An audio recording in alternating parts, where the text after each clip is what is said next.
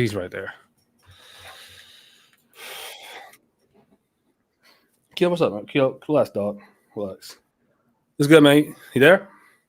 Test. Can you hear me? Say it again. Let me see. I'm here. Yeah, man. What's good, man? Yeah, I hear you. Oh, hang on. Sorry. Let me close this other part. I was hearing an echo. All right.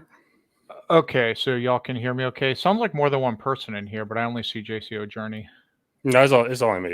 I just keep it on live, but I had nothing planned out for this. But yeah. Okay. Wonderful videos. So I don't know if we agree or disagree on this topic. I know I kind of got in the mix with what's his name, Steve McRae, on this issue a while back. Do you believe atheists have a burden of proof when it comes to God? What do you mean by God? Just the existence of the proposition God exists. So, by the way, I guess we have to agree to terms. When I say atheist, I'm referring to like my definition, not. I know you mean that. Yeah, anyone who's my position is that anyone who claims no gods exists has a burden of proof. But simply not believing, like the God, not being convinced a God exists, does not have the burden of proof. Do we agree or disagree on that? Well, I agree with your definition. I'll agree. We can stay with that definition of atheism for now, because we have to go in depth with the other reasons, but not necessarily because I think you have to first. Do you think anyone who makes a claim has a burden of proof, though? Yes. All right. And do you think stating "I believe in X" is a claim? You're making a claim about your belief state. Yeah. Yeah. So if I say I believe, so there's some nuance here. If I say I believe, let me back up. If I say black holes exist, I have a burden of proof to demonstrate, at least inductively, if not deductively, which often can't be done. But you adopt a burden of proof that black holes exist. If I say I believe black holes exist, technically that claim is only about my own belief state. And I don't think it's reasonable to have to prove what you believe, or no one can read your mind. So when we talk about proof, how we define proof? Because let's say, for example, just me and you talking, right? And let's say I claim the Earth. Let's say I claim the Earth is flat for some reason. Let's say that. Okay. And let's say I gave like what reason the Earth flat? The Earth is flat because I can't see the edge, for example. Okay. How do you? Okay. So say if it's burden proof is burden proof, then me meeting my burden proof subjective, or is it like there's like an objective reason that the burden proof has been met? Because I can ask you this, you might say no, the burden proof hasn't been met. But if I ask like someone else, someone might say yeah, burden proof has been met. So is it like a standard for burden proof being met? That's actually an interesting question. And it's a tough one. I do say confidently, in some cases, burden of proof is objectively met or not, and that is as it pertains to deductive reasoning. Do you know? Are you familiar with deductive versus inductive reasoning? I mean, you can explain because we're all on the same page. Yeah, sure, no problem. Deductive reasoning is the classic example. Is all men are mortal. Socrates is a man, therefore Socrates is mortal. That is it's mathematically, if the two premises are true, the conclusion necessarily must be true, and that is objective. Where there does tend to be some subjectivity, although there are objective rules for it, is when it comes to inductive reasoning, which is most criminal trials are, well, I'd say pretty much all of them are inductive reasoning. There was blood at the scene. What inductive reasoning means, the conclusion is likely true. So I guess if you have evidences that do count as evidence, you can subjectively be moved a little bit or a little bit more by that. However, sometimes like arguments for a proposition can objectively be fallacious, in which case you should reject it. It doesn't mean it's false, it just means it hasn't been shown to be true by if fallacious reasoning is used. So I can kind of tentatively, certainly some aspects of logic are at least some, I'll say, are absolutely objective. I do think arguably when you get into inductive reasoning, there is potentially some subjectivity there, like how much evidence is enough if you have actual valid evidence. Okay. I'm saying wrap that back around just to clarify. Can you clarify your position? Like clarify it again. So how's that? Can you bring that back to? Is that you? Hello? Yeah. So generally, when someone says prove, I'm using it colloquially, like burden of proof. I don't think it's. I am fine if somebody uses inductive reasoning that shows it's likely true that a God exists, or it's reasonable to believe that a God exists. It's just everything I've seen so far are, from my standpoint, like I evaluate every argument I've seen to be fallacious in one way or another. But is that like is your argument is your listen, what's up, Tequila? What's up? Is your reasoning for seeing a specific argument is fallacious or not? Is that like you say it's basically like inductive reason that's subjective in a sense? Well, no, objective. A fallacious argument can objectively be by. I mean, it can be true. It's fallacious. Yeah. It still can be true. Yes. Yeah. If somebody uses a fallacious argument, it can absolutely still be true. It's just not shown to be true, but it doesn't mean it's necessarily false. No, I agree with you. I'm saying back to the whole idea. Let's say the flat Earth thing, for example. If the reason I give is I see the world is flat for whatever reason, like I don't see a curve, for example, whatever. Correct. And let's say some people might say, okay, that makes sense because I don't see the curve either. So therefore, you met your burden of proof for saying the Earth is flat. Can that be a true? Is that a true? Fair to say that for certain individuals, certain people? Well, it is true that certain people will believe things based on fallacies or what have you. When you say, I tend to shy away from statements like, is it true for certain people? Because a claim about a fact is either objectively true or objectively false. Whether people are convinced that it's true or false is a separate matter. Yeah. I think we got to go back to how are you defining burden of proof then? Because I think we got to go back so basically, and that's actually a really important question. Because I don't want to get too into the weeds with my previous conversation because he's not here to defend himself. But like when I spoke with Steve McRae, my criteria for what constitutes the burden of proof, he actually agreed to is the case. But then anyway, that's a whole nother topic. He still hasn't moved on that. So burden of proof simply means that I am not reasonable to believe your claim until you substantiate it. I have no burden to prove any. The reasonableness of me not accepting your claim is not contingent on me disproving your claim. So basically, Bob claims X. I am not reasonably justified to believe X until Bob substantiates that X is true. That's all it is. It's that simple. Now, Steve argued that, well, in a conversation, if someone provides evidence and it's fallacious, you have a burden to show the person that it's fallacious. Well, yes, that's a separate proposition. The argument you made is a fallacy. That's my claim. I have a burden of proof for that separate claim. But on the claim itself, it's just basically, it's like a court of law. The defense does not have to prove the defendant's innocence. It is up to the prosecutor to prove the defendant's guilt.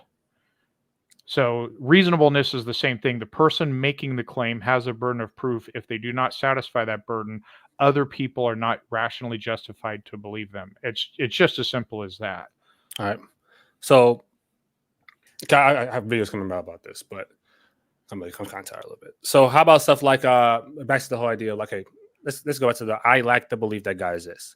Correct. And can you put your definition one more time of burden proof in simplest terms?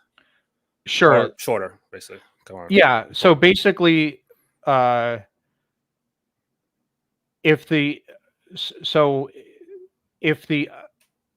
I'm trying to think how to put it in a shorter. You can I got a sentence. I want to in a sentence. Yeah, on your phone, computer right now, or you can type it up. Or I actually hang on. Let me pull up Word. Yeah.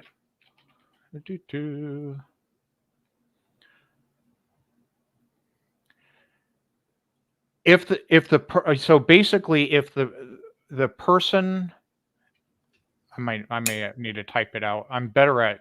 I do a lot less like verbal interactions as I do like discussing this in text. So basically, the person making the claim has the burden of proof, and if they don't provide it, other people are not rationally justified to believe their claim. All right. So I'm just want to put your example in there. If like you say, I'm assuming that you lack to believe there's a God. You said it before. You lack to believe that God exists. Yes, that's correct. So if I say why or how or why you believe that or how you believe that. Wait, first off, do you agree that that's a claim or not stating I like to believe that God exists? It is not a claim about God. It is only a claim about my own belief state.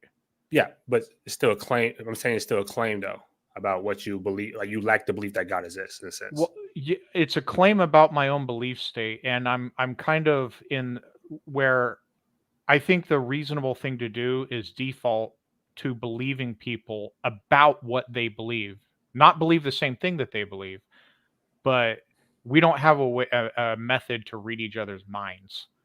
You know what I'm saying? Like yeah. I have no way to prove to you that I love the taste of chocolate or I don't believe in fairies. Like I can't prove that to you. So it's kind of I think we should just accept each other when we tell each other about our belief states, just kind of accept it because there's nothing we can do about that. But couldn't you question someone to see if they truly believe something? Sure. Yeah, that's why I like the default to me, the default when someone claims I believe X is to believe them until there is reason not to believe them.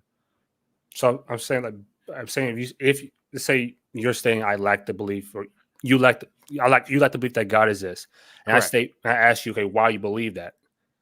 Well, that's not a lacking belief isn't a belief. It's not belief. Oh no, yes, lacking the belief is not a belief, but I think that's a different conversation about this. Right. I'm saying that like if someone states that you claim and I lack the belief that God exists, and I ask you why do you lack the belief that God exists? Okay, that's a reasonable question. Sure, because I haven't seen sufficient evidence to believe that God exists. And I mean that's basically how burden proof is, though. Like, you basically gave a proof why, because I can question you more about that specific claim about the evidence, or I can put down my own claim that there is evidence in a sense. Because I wish I put it in my story, my videos, but I wish I show you the book too. But there was a talk about there was a talk about someone that technically in philosophical discussions, there's a difference how burden proof is met, like in philosophical discussions and according to law. In philosophical discussions, burden proof kind of bounces back and forth like crazy. So like there's the whole idea that just burden proof is only for one side only, especially in any discussion with two people, it's not necessarily like a true statement. You need it bounces back and forth in a sense. Well, the conversation inevitably does. Just like you go to any trial, the defense is going to be saying their piece as well, although they don't really have to, but they need to refute what the other person's saying. So burden of proof isn't a statement that only, in a constructive or persuasive conversation, both sides don't need to give their inputs. So that's not what Well, burden. Go ahead. well, it's basically proving your, like you said. I think we can agree early on. It's kind of in a sense, proving your claim in a sense. Is that correct? You can agree on that, No, because or simple? no, because the only claim, if I tell you there's no claim involved if I'm not accepting your claim. I have made no claim of my own. If I verbalize it saying, quote, I don't accept your claim, the only claim I've made is about my own belief state. But that is so I'm saying a claim is really just basically declare census in a sense. It's declaring a claim. Yeah. Is declaring a fact. Yeah, but so like you stated, I like to believe X exists, Yeah. because if the conversation was, let's say in a neutral setting, a conversation was, if I state that, hey, God exists, what is one thing you might state, for example, is if I state that to you, God exists. I would say, how do you know that? So then I'll have to provide the burden of proof, because why God exists, why I believe in a sense God is, Sure. or why God exists. Sure. Hypothetically, if you would say something like, well, if I state God exists and someone came to me and say, well, I lack the belief that God exists, that would be a rejection on the claim that God exists, not necessarily negation. That rejection introduces the claim, introduces the opportunity. I can state, well, why do you believe, or why do you lack the belief that God exists in a sense? Right. Yeah.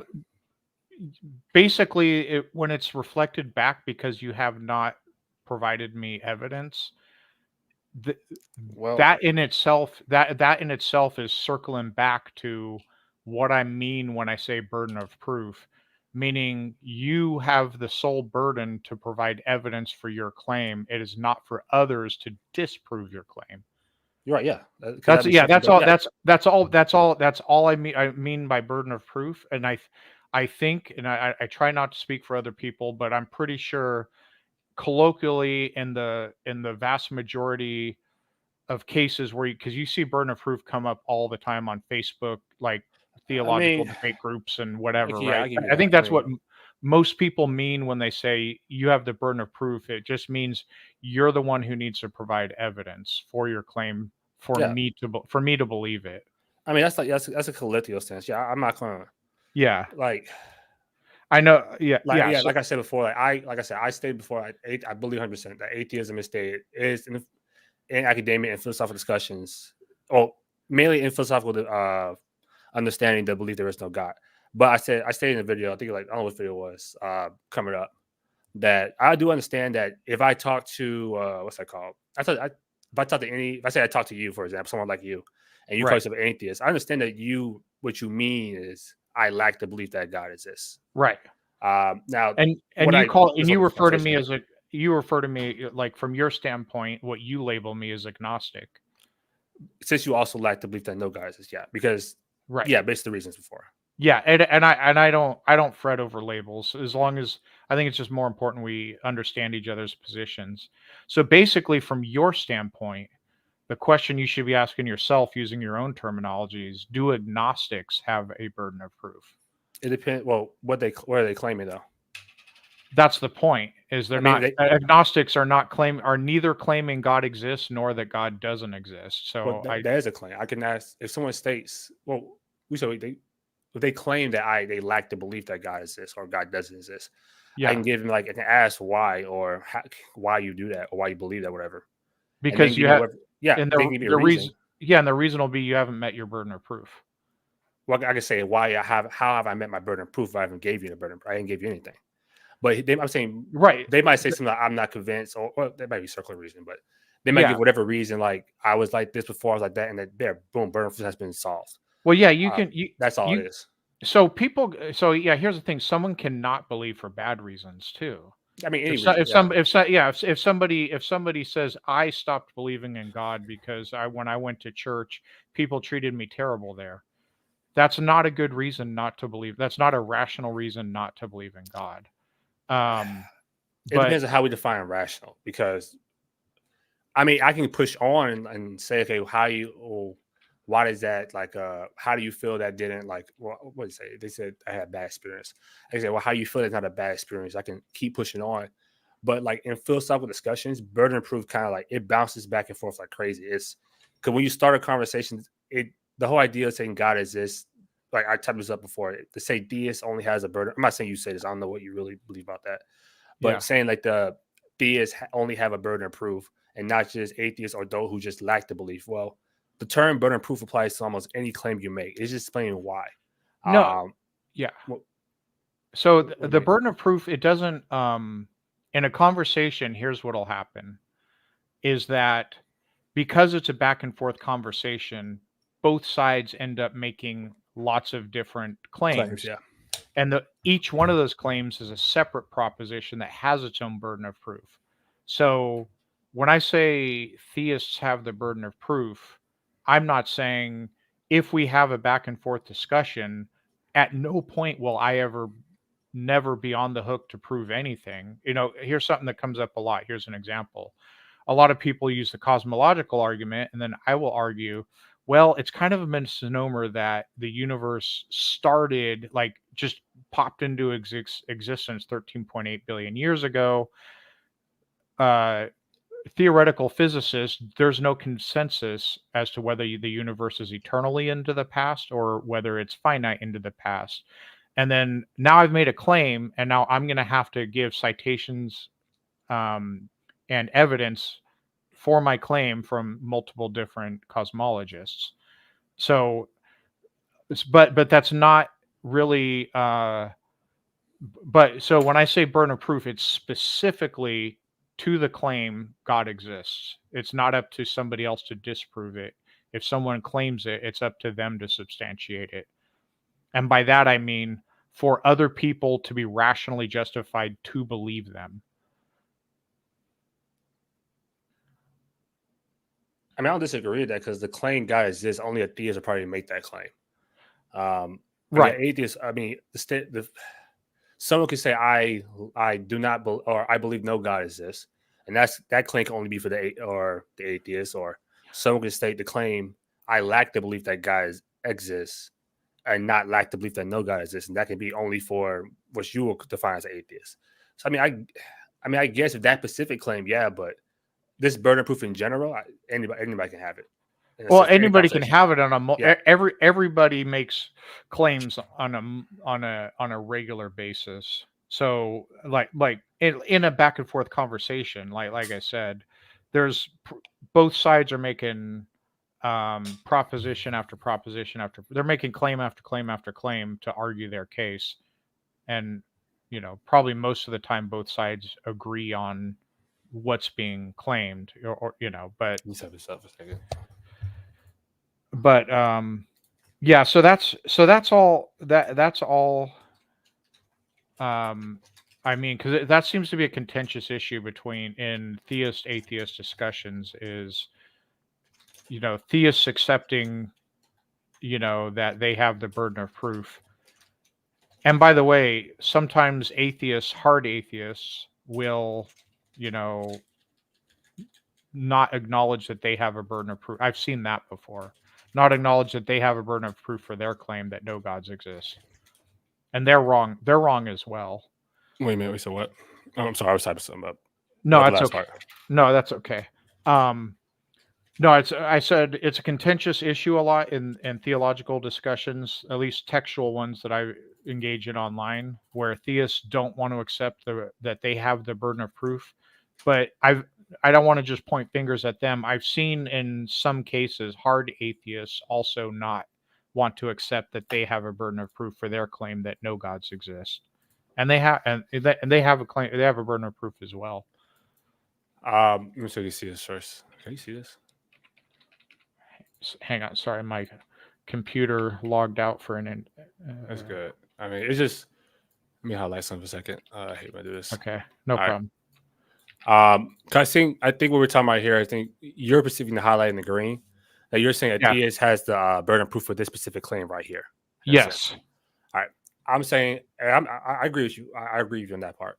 And I'm just saying that these two right here are also these two are also claims right here that if anybody makes any claim like this of this nature, they have a burden of proof to prove that in a sense. Yeah, we Or both why.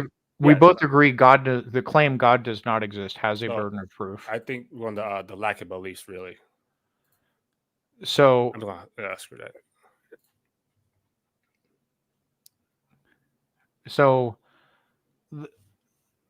now pay attention to nuance. The bottom sentence, if somebody utters that, I will utter it. I lack the belief that God exists and does not, nor you know. Oh yeah, that's fine. I mean, yeah, nor that he does not exist or whatever. Anyway, okay. but we both basically get what it says. So Yeah, what is the that's fine. person on the bottom actually claiming? They claim. What are they? What is their actual claim? They claim they lack the belief of X in a sense. Right. So that circles back to kind of what I was saying, where they are only making a claim about their own belief state, and it's kind of not reasonable to expect somebody to prove like what goes on in their mind. But I think you said before, we can ask questions if they truly because let's say if I went and I stated, hey, I lack the belief that God exists. Right. I mean, you can question me that do I actually believe that right now if I state that right now? Well, the person could be lying about their belief state, Or but it could, or they could not have like what? Yeah, that is one thing. Yeah. Or they can say, well, you don't. Why you lack the belief in a sense, or okay, can you prove to me why you lack the belief? Because I have evidence in a sense of you making videos about God in a sense, or other things. Or yeah. I'm So unconvinced that you believe that. Oh yeah, or lack of so belief that. Whatever. so okay. So let's say Bob lacks the belief there is no God, We or can- excuse me, that a God lacks the we, belief that a God we exists. can say the first part. I understand what you mean the first part only because Yeah. that's The true. first part, Yeah, I understand what you mean though. lack kind of implies the whole thing. So let's say Bob says he lacks belief that God exists. Okay, so burden of proof means if he has been presented with sufficient evidence, he would be irrational. If he has not been, okay, so let's say Susie is the one that claimed God exists, and Bob said, "I don't believe you." If Susie provided Bob sufficient evidence to believe a God exists, then Bob is irrational to lack belief. Just like if I give you all the evidence in the world that the world is round and you don't believe me, you're being irrational because I have given you sufficient evidence. However, if Susie has not provided him sufficient evidence, then Bob's lack of belief is rationally justified. I So go so continue. yeah, so basically it's not about a matter of argumentation as it is the reasonableness of a position. The reasonableness of uh, Bob's lack of belief is contingent on whether Susie has met her burden of proof. That's Well, all. That's all it's saying. well, to go back, you said sufficient evidence. Like, how will you define sufficient evidence, though? Because you could say, like, I think I gave this in before a while ago. Like, some people believe that God exists or some people believe that God is the correct. Obviously, the God of the Bible is true, basically because the Bible, in a sense, or whatever reason, some reason that you might not think that's sufficient enough. So I guess it's who defines what's sufficient or not. I Like, mean, what? that's a separate discussion, and I've taken a logic class. I've never taken an epistemology class, so I can only kind of give you my thoughts on that. That's fine. Because we're talking about inductive reasoning, what I can say is that there is arguments that Susie makes can objectively be fallacious. Yeah, I mean, I agree on Yeah, that. yeah. Yeah. So if all that's provided is fallacious arguments, then there's no subjectivity there. Susie has not made her case. But again, like I guess it's like who determines the argument's fallacious or not. Because I mean, I feel like I feel like how this conversation gonna go by, or conversations like this will go by, is that like, well, I like people, let's say the fine tuning argument for example. Some people Right. see that as like a sufficient meeting the burden of proof, or meeting the burden of proof for God exists. And I'm assuming that you think it's a fallacious argument, the fine tuning argument. I'm assuming. I don't know if it's it may be I don't there's like fucking sorry my language. There's I like don't know. 100 fallacies. I don't know how many fallacies there There's are. actually there's a lot. I mean, everybody It makes a it fallacy it so it often. it may be a fallacy. I can explain why it's not sufficient for me. Well, Yeah, I mean, for one, well, I mean, I don't. We'll go off on a different rabbit hole if I go down and I address that. But we're not. basically, Yeah, it's a fair question if somebody actually provides evidence, like, so there, I think there is some subjectivity in there, when it comes to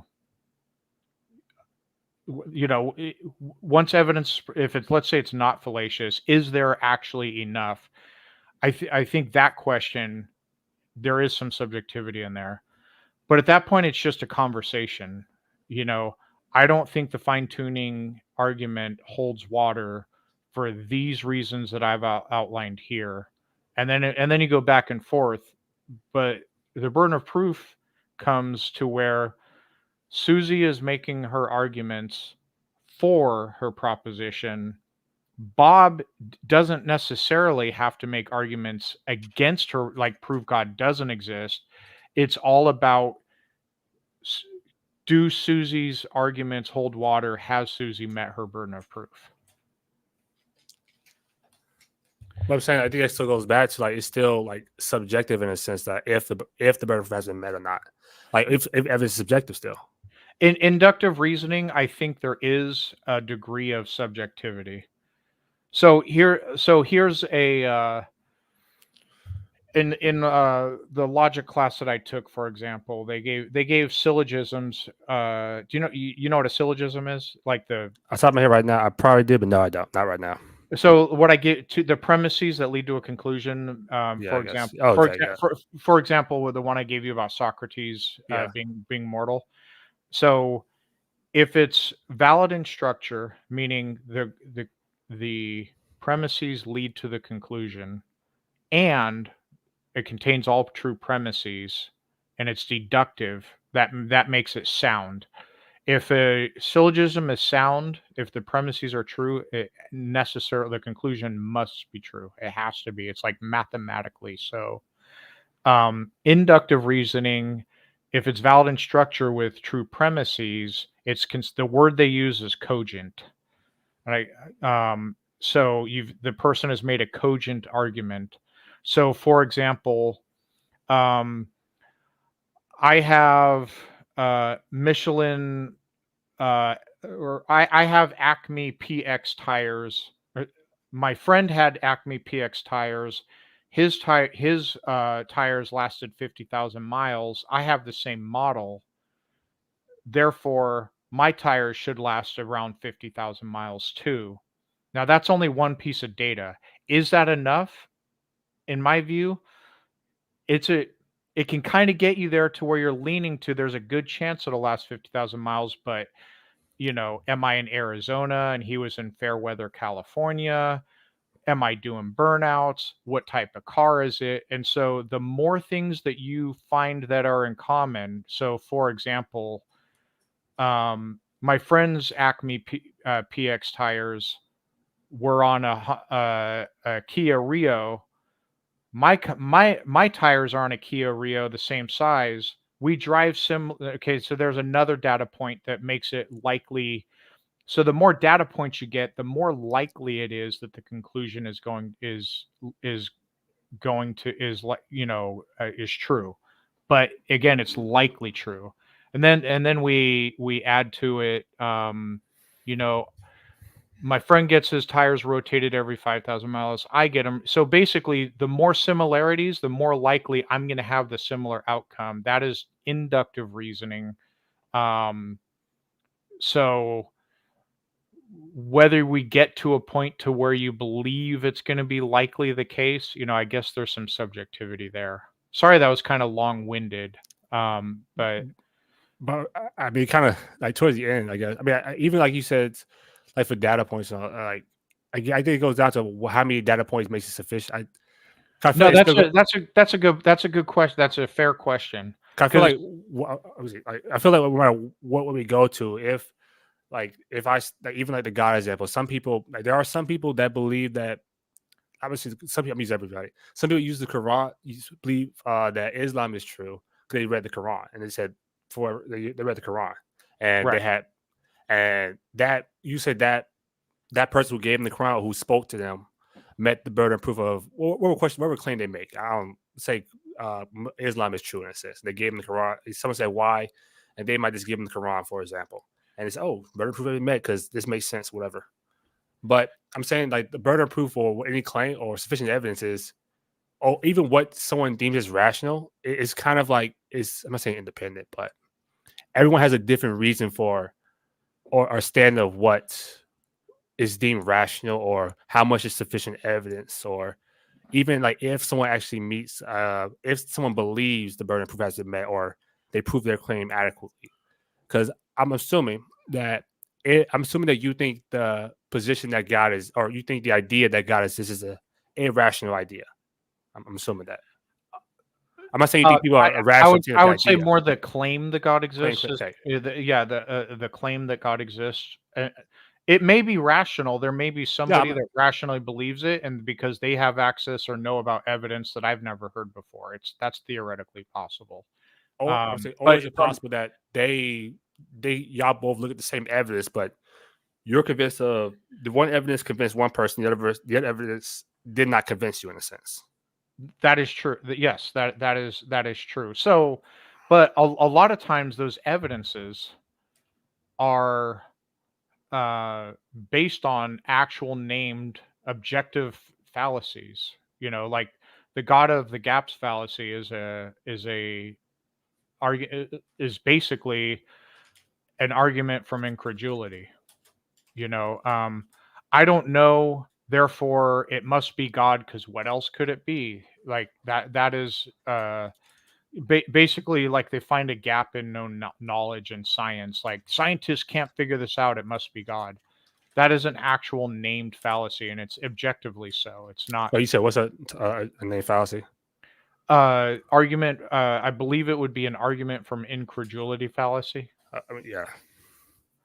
Um, so s- there, there is an error of subjectivity there. So, like, I will concede that when there's potentially. I don't want to make a blanket statement. There is, 'cause in a lot of cases, there's not. But there's potentially some subjectivity in how much evidence is enough to accept a given proposition. But I think in reasonableness, we have trials for a reason. That Oh, it's that you mean doesn't like mean judge trial? You mean like judicial trials? yeah, we Yeah, it's have like trials in life. Okay. we have criminal trials for a reason because there is there is a point where there's just unreasonableness. Like if I told you I believe the world is going to end in a week because I'm doing argumentum ad absurdum right now. That's fine. Um, yeah, I Yeah. believe the world's going to end in a week because I consulted my magic 8 ball. Complete non sequitur, right? Or you can go into you can go into ridiculous like extremes to Oh, where so basically logic and reason has its place to keep us on track with uh, I, perceiving reality as accurately as we can. I do want to go back to that. Let's say someone does believe that like the Magic 8 Ball, the world's going to end because of Magic 8 Ball. They truly believe that. Right. Is that person? Do you think that person is rational in their mind? No. They believe that term. They believe they're. Why don't you believe they're? Why don't you believe they're rational now and from their own viewpoint, their own standard? At the Probably, at minimum that is irrational because it's a non sequitur. One does not lead to another. The Magic 8 Ball is a toy manufactured. I could look up who makes them, probably multiple yeah. people, and there's no mechanism to where it has there's no evidence of magic of any kind or them being prophetic. Like you see what I'm saying? And it's also an incredible claim, and like large claims require large evidence. That's kind of a subjective thing as well.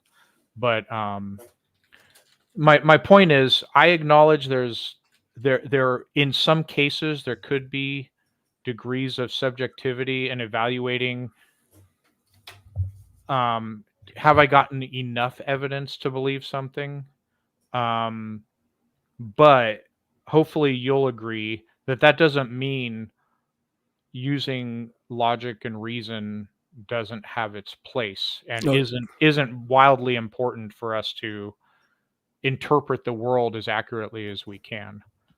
I mean, yeah, I mean, the logic and reason is really important. I'm not saying it doesn't. I'm not saying you're saying it, but I'm not saying logic doesn't exist or reason doesn't exist. Right. But that like people could be seen somebody okay. People could be seen as what's that called? Um rational in their own mind. Like I'm pretty sure you saw I don't know if you're pretty sure, but you heard the story. There's a recent story how it was a while ago, people in this unremote island that we don't go to this unremote island people. They're kind of separate from the world in a sense.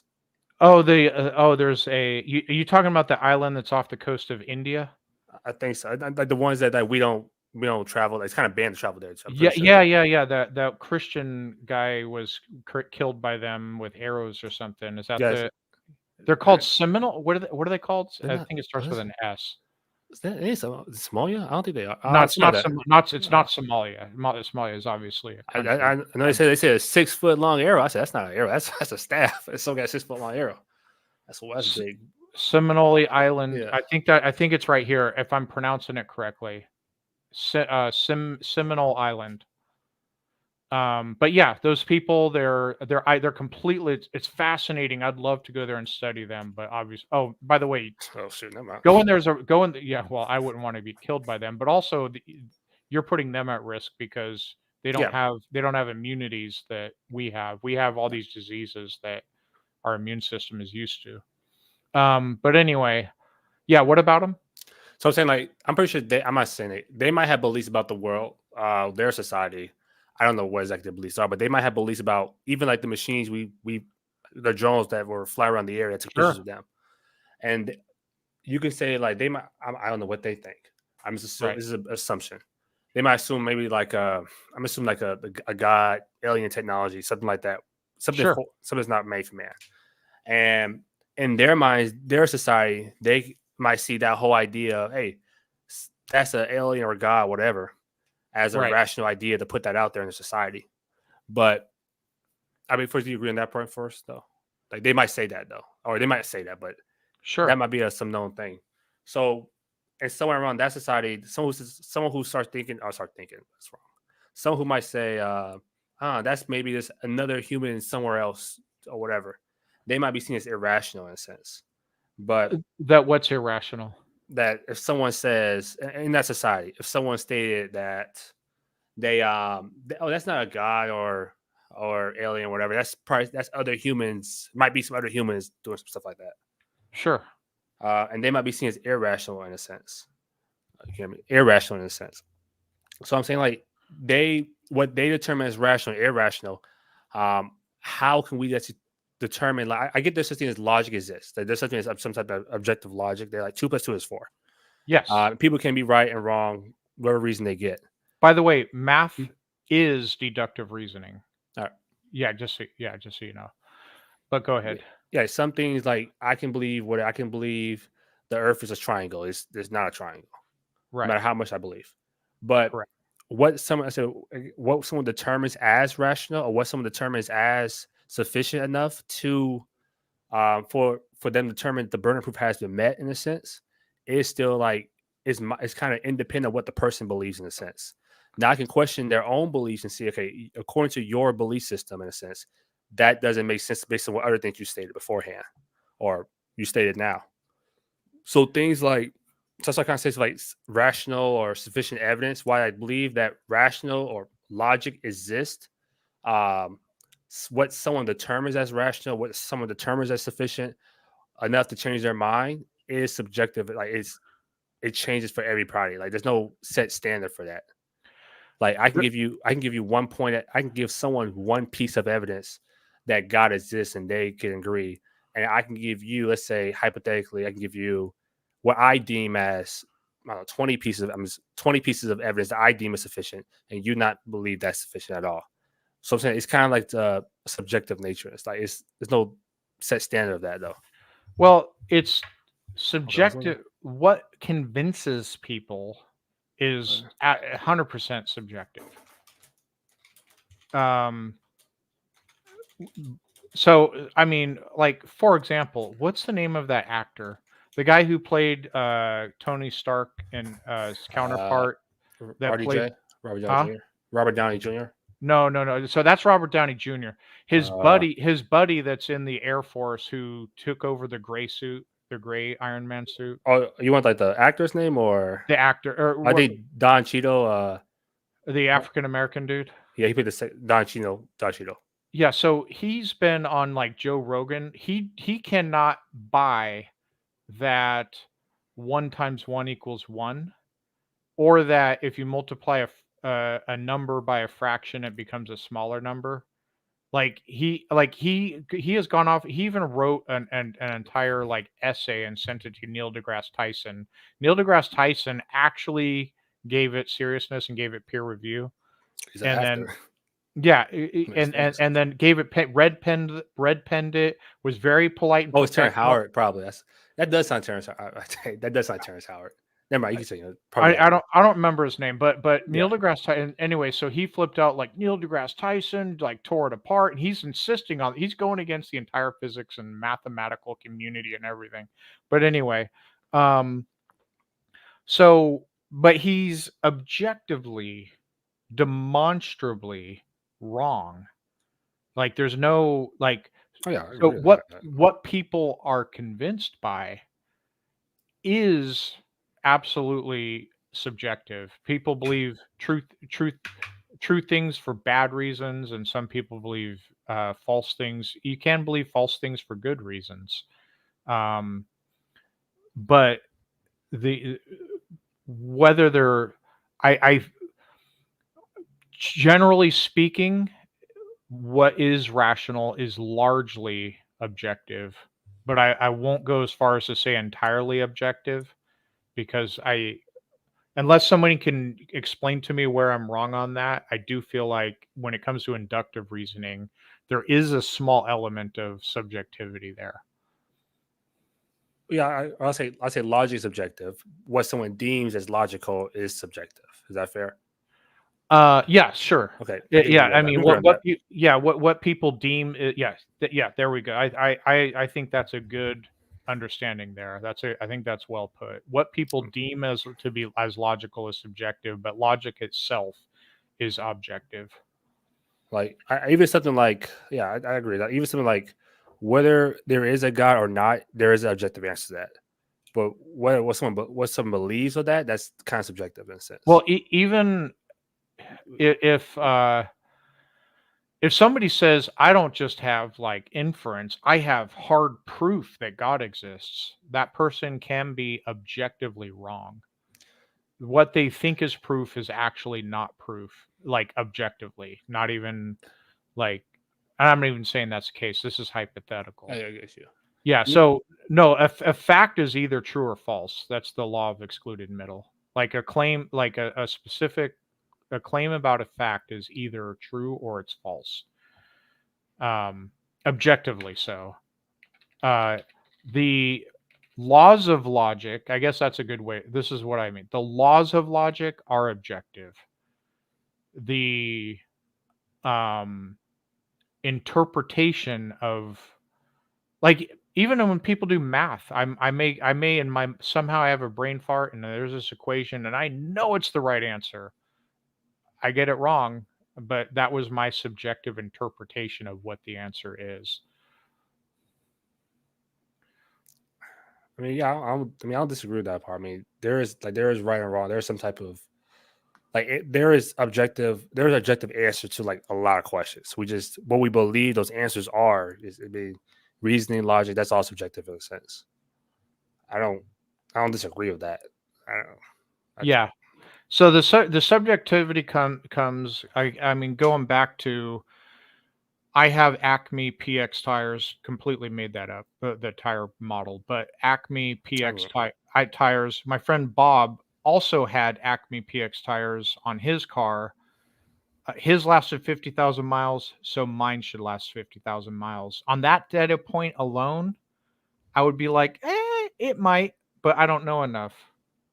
But when he starts piling on more information, we have the same driving style, we live in the same town, so the weather's the same. The more data points you get to where it's like a similar scenario, the more likely it is that my tires will last 50,000 miles. And then if there's enough data points, I guess, for somebody to say, yes, I really believe it will last that long, is, I guess, kind of up to the person. Hold on a second, my dog. It's all right. So, for your tire, I'm just clarifying your tire example.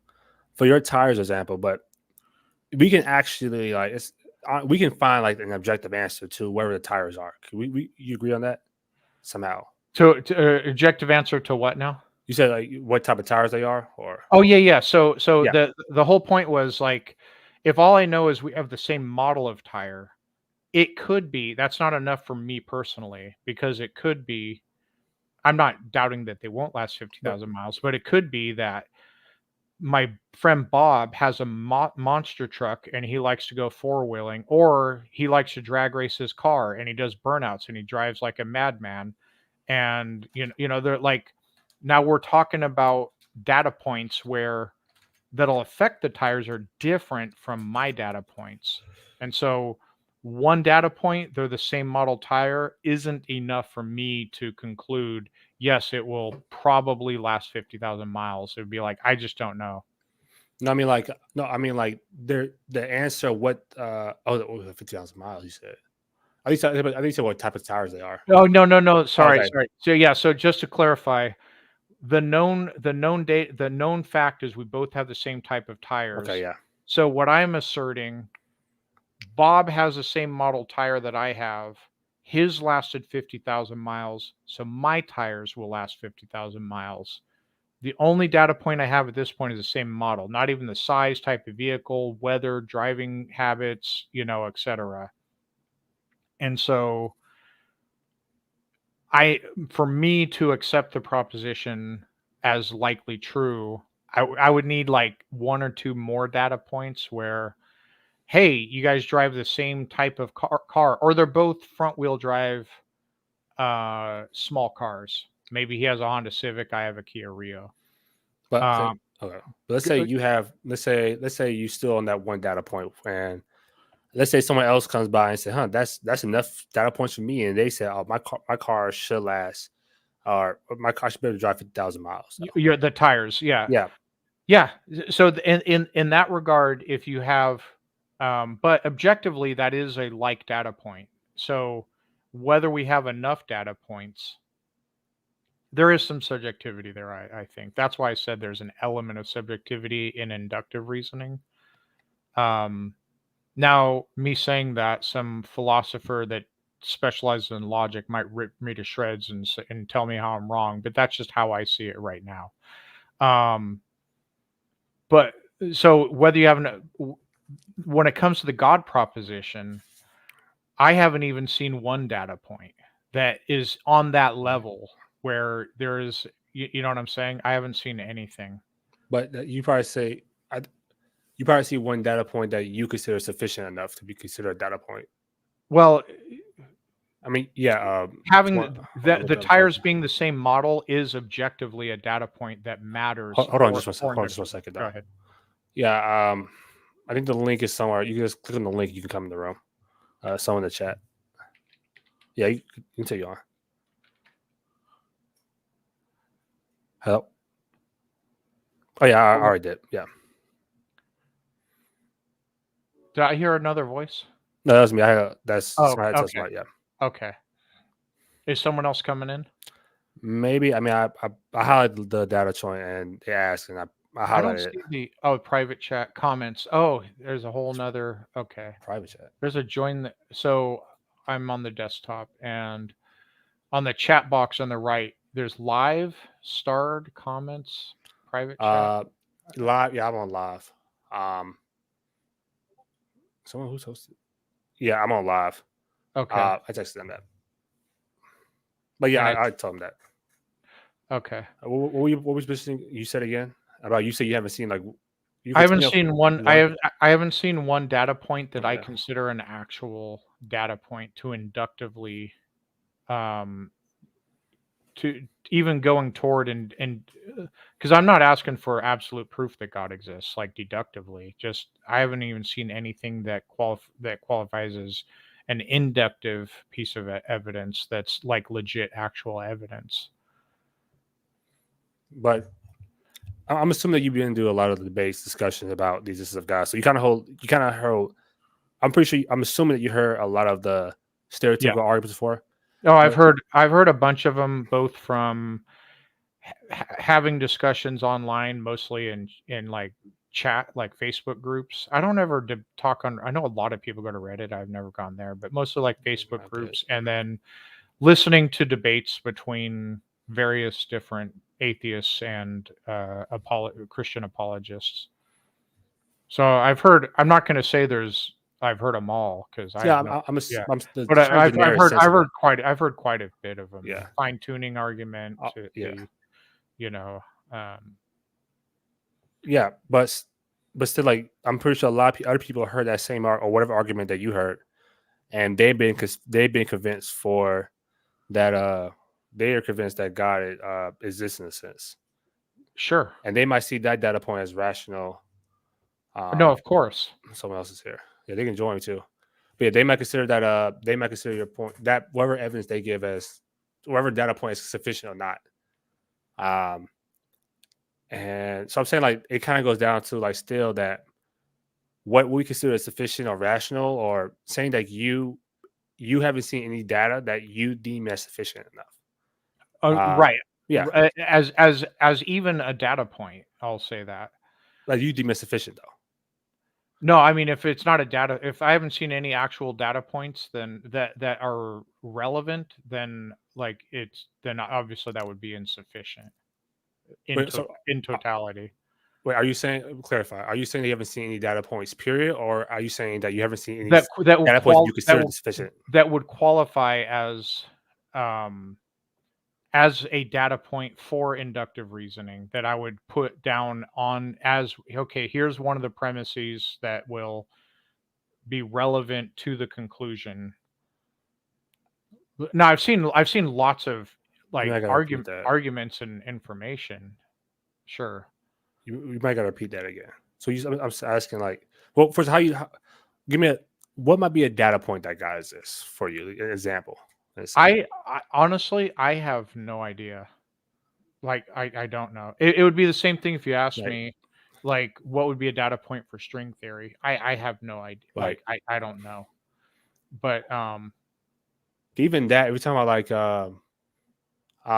what we consider as a data point or not, like that's like that's good. How you define a data point? Yeah, 'cause like even if you saying like evidence or reasoning, like you talking about like I'm probably need like a how you define that. That's kind of a weird. well, so are you basically asking me like what evidence would convince me that a God Not exists? not necessarily whatever, because there's a I ask people, well, I ask for that question a lot. Some people are like it is a weird question, but like I guess you said like you haven't seen any data points, and I'm like, okay, what really is a data point in the existence of a God? In a sense, like Well, what I use data point on are you that talking about specific arguments or on I use data evidence? point on in reference to the tire analogy where the conclusion is my tires will last 50,000 miles, and then there's data points that support that, and they have to be similar. Like my friend Bob had the same model tires. That's one data point. Um, Same type of car, that's another data point. The more things that are similar, same driving style, same weather, you start adding on those, and you get more and more and more support to where it's a stronger argument that my tires will last 50,000 miles. I haven't seen anything that constitutes like I can put this in the evidence pile to where this is something I can look at and say, "Hey, there's kind of an indicator there that a God exists." Like I haven't seen anything that qualifies as that. I'm assuming, let's say like it's pictures. Would pictures be? Like, I'm assuming like for example, let's say we got like a picture of God in a sense. Would that be like quote unquote has as like a data point in a sense? A picture, like you're talking about, like photograph of God? Yeah, I mean it's like the hype that we got some high tech photo of God. I mean, so you'd have to define the God, and because I like mean, we're talking about the Christian God, he doesn't have in Christian theology, God doesn't have like a physical body. I mean, he could create one, he could do anything he wants, but then the body would look like anything it wants.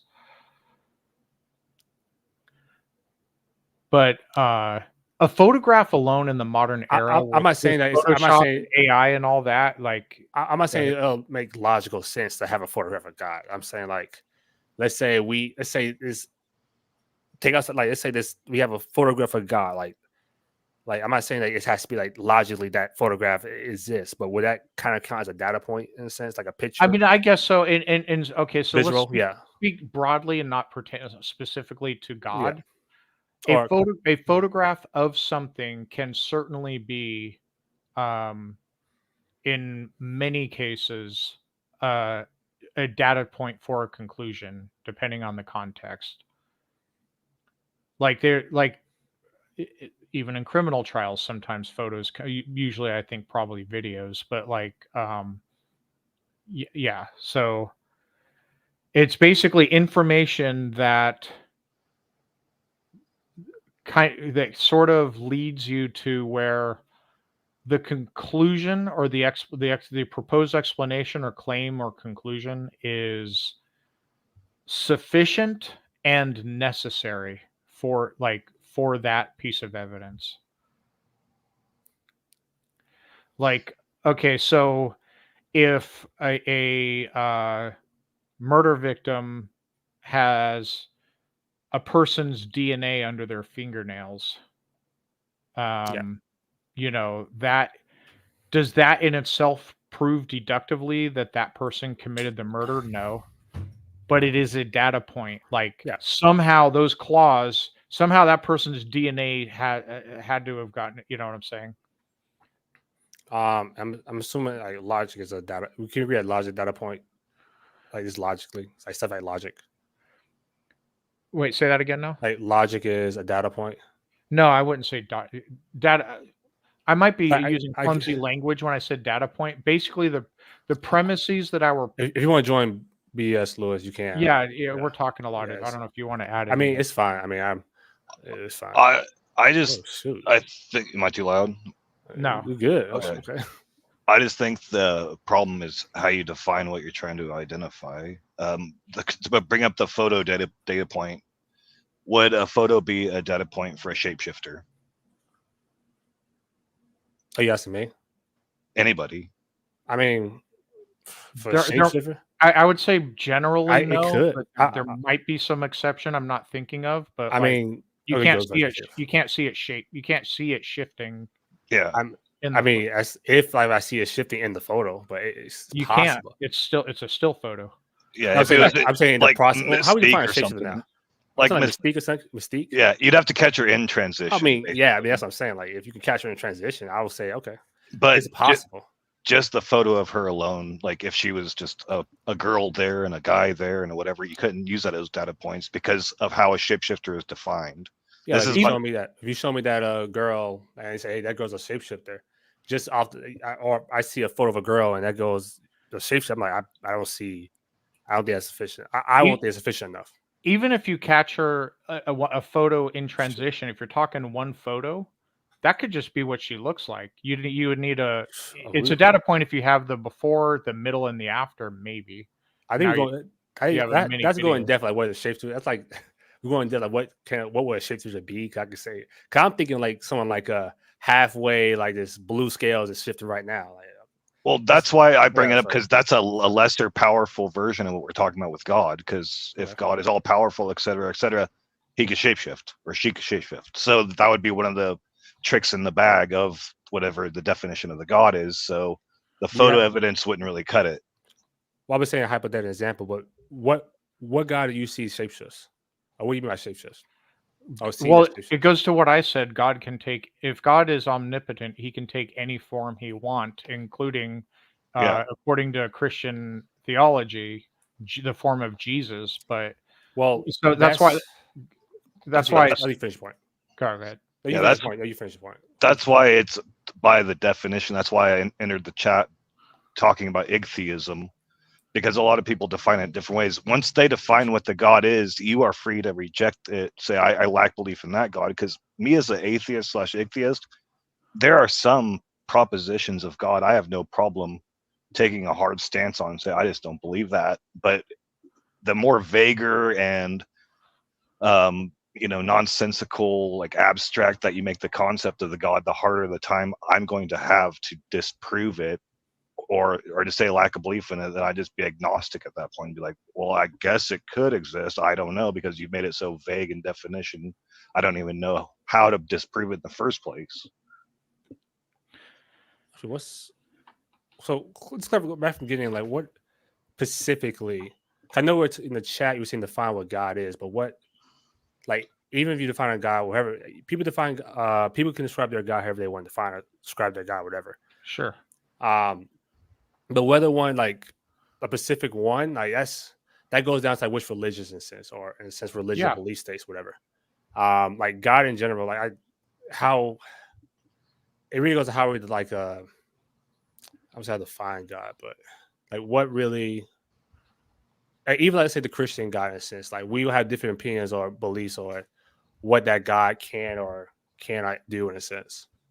Yeah, that's why it's important to ask the individual to explain to the extent that they can what God they believe in and what they believe about that God, the attributes of the God. So now you have information you can use to assess whatever evidence they want to present.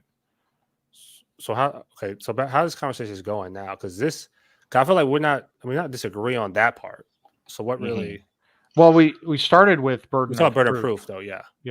We started with burden of proof, and then we got on a kind of a sidebar about evidence. Like if you were to ask me to take the burden of proof on saying that pantheism is false, I don't think I could do it, because how are you going to disprove that God is a collection of everything that exists in the universe? I don't really know a way to do it. If you state that it's false, like I'll give one.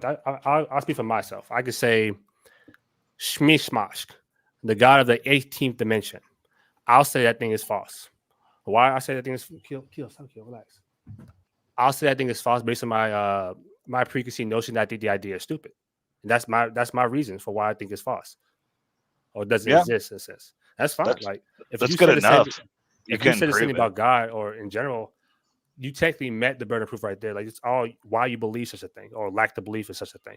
That's your reasoning. But why do you think it's stupid for Shmishmashk to exist? Because I made it up right now. That's why. That's my reason. My preconceived notions, my biases. Maybe he just divinely revealed it to you in this moment. Actually, my biases. My biases say it doesn't exist. I'm fine with saying my biases say that doesn't exist. But what reason outside of yourself can you point to say that you don't think it exists? No, I'd say that my biases. I'm biased to saying that thing does not exist at all. Like I have that's the only reason I say that thing doesn't exist. Because in my idea, I'm biased to say that thing is stupid. I'm meant to that. I think everyone has a bias. You know, I've heard hard atheists use that same argument for the Christian God. Yeah, you can use that argument. Or any God. It's stupid. That's fine. Like I have no issue. I have an issue, but if someone wants to say the God of the Christian Bible is stupid, mean, evil, or just an idea of that is crazy, that's your argument. I'm not going to argue against that because I won't. Honestly, I won't have that conversation. But if you want to defend that or you want to explain that, you can. But I won't continue on with that conversation. I see it as a waste of time. Now, some people might continue that conversation in a sense, but you can if you want to.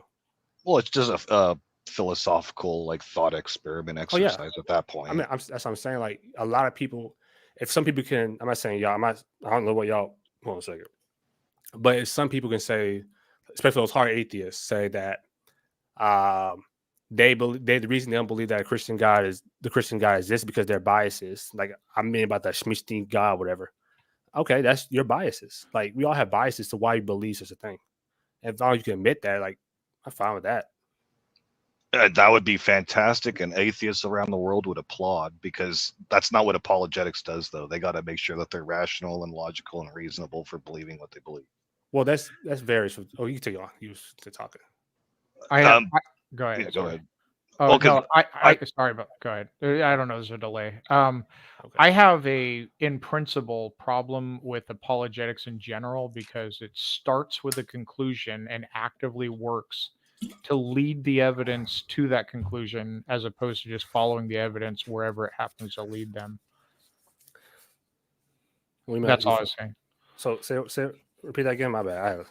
No, it's okay. I have a, I have a in principle problem with apologetics because it starts with a conclusion and then actively works to find ways to kind of lead the evidence to that conclusion, which is asked backwards. You should just good, bad, or indifferent follow the evidence wherever it happens to lead. But don't everyone kind of does that in some regard? I actively try not to. I mean, we all try, but well, I mean, there are some. I'm saying, well, there are some. I mean, there are some atheists. Some what's not atheists? Some atheists, apologists, a lot of different everywhere that try to. I'm gonna say manipulate the data. As far let's say manipulate the data in a sense. They try to. How do you describe it? Like they try to manipulate the data. Is that fine to say that, or they try to actively push people away or push people to their side without saying what's logically true or not? I mean, there's intellectually dishonest people like of all stripes, but the point is, we actively try not, because we know that's the wrong thing to do. We try to not. No, who's we though? I'm because you expressed that we all do that, so you kind of put yourself. Okay, yeah, my bad. Yeah. But we don't all. But so basically, like me and you, I'm giving you credit, and Lewis seems like a pretty rational guy. I assume he does the same thing. Is try to eliminate bias and try not to draw the conclusion first, and try to just get to the facts objectively. Where apologetics as doctrine, or I don't know if it's actually doctrine because it's not written down somewhere, but it actively and overtly starts with the conclusion first. The whole point of it is this is the conclusion that we adhere to no matter what. Let's try to get the evidence to fit that conclusion and make arguments for it and be persuasive, etc. And it's asked backwards from how you should the right way to attain knowledge. Do you think that did you think it's possible that, let's say, an apologist, they came to the conclusion by evidence, but when they're talking to the people, they might use their conclusion to talk when talking to the people? I could say like a scientist or not scientist, I don't say scientist. Let's say stereotypical notion. Let's say I believe the earth is flat for endless. Flat for endless days, whatever. And my teacher comes to me and teaches that the earth is round, right, and a ball. I can say, well, no. How do you know the earth is flat, teacher? Because I see flatness everywhere in a sense. And my teacher can like prove it with his you say his evidence and I would say science, but his evidence and whatever every reason, like generic reasons for the earth is round in a sense. And I can say, okay, I'm convinced by that. Is it possible that apologist does the same thing though? By definition, apologetics is to argue for in defense. Thank you. That's a better. What you say again? Be it. An apologist is like the defense is like a defense attorney. The defense attorney, no matter what their client is, they're going to make whatever argument. I mean, a defense attorney can think their client is guilty as sin. Yeah, I mean, but they're already starting on a side, like here. Let me see if I can find if there's an actual definition of. Yeah, and if you're using the courtroom analogy, I think the most honest position to try to be in, if you don't know anything, is to try to be the jury. Don't be the prosecutor. Don't be the defense. Be the jury and let the arguments from both sides, the evidence presented, sway you and come to your own conclusion. Fine. You know, that makes most sense, but that's not what apologetics does. They're just the defense. I mean, well, you could say an apologist already kind of made their mind for whatever reason. Let me see. I think I can see the chat right now. Faith. How you define apologist then? This is fair because we have to find our terms each time. Though. How are you defining apologist? Like, what is an apologist or apologetics in a sense? Speaking in defense, the Deconverted Man has in the YouTube. Are you fine with this this definition? Oh, you got two. What the? The bottom one is the good one. The dictionary. Oh, speaking of religion discipline or defending religious doctrines, do systematic. If that's the term apologist, fine. I mean, so what's the first one for? What's the first one for though? And about faith from Google in the 2nd century, and it still is. I don't know, but apologetics was a defense or explanation of Christianity, addressing those standing in opposition and those yet to form an opinion. So, go ahead. Go ahead.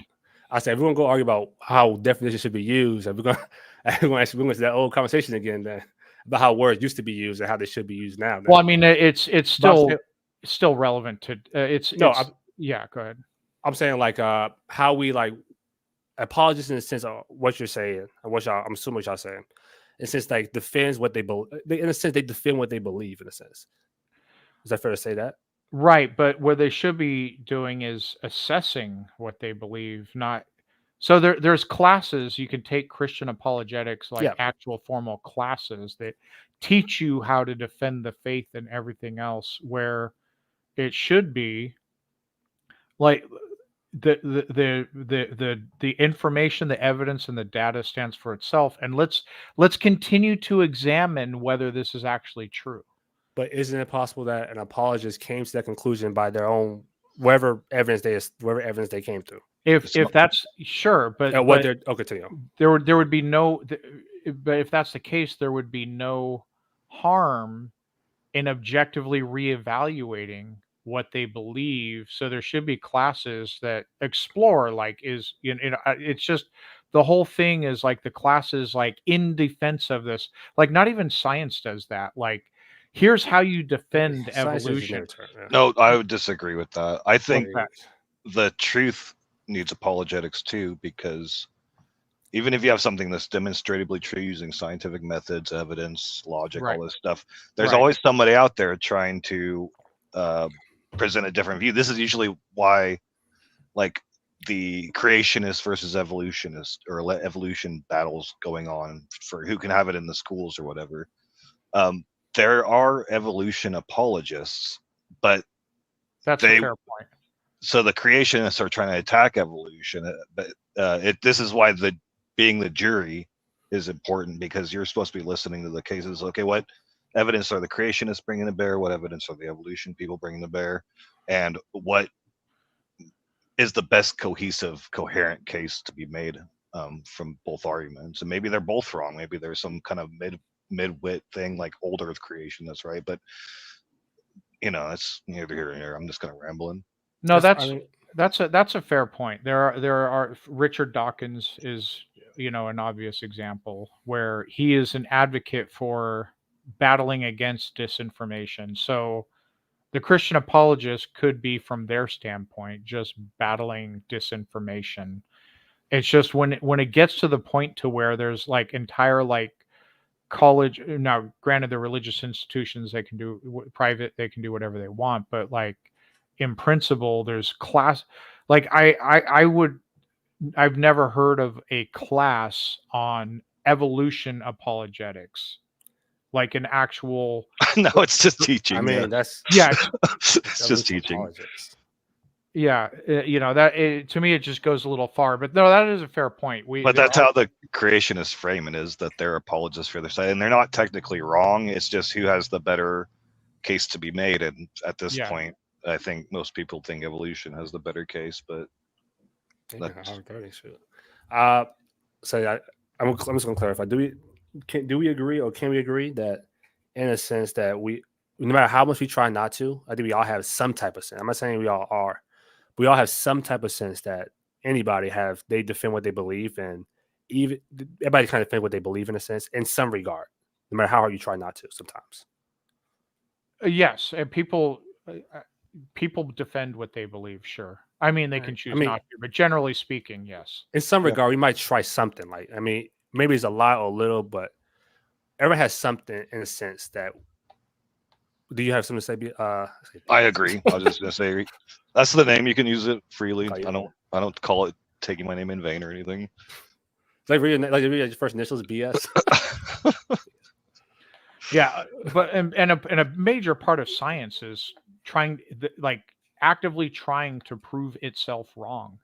Somebody comes up with a hypothesis, like here's an explanation for why this does that, and then submits it for peer review, and all these other scientists let me see what I can do to rip this paper to shreds, and if it stands up to that scrutiny, then so be it.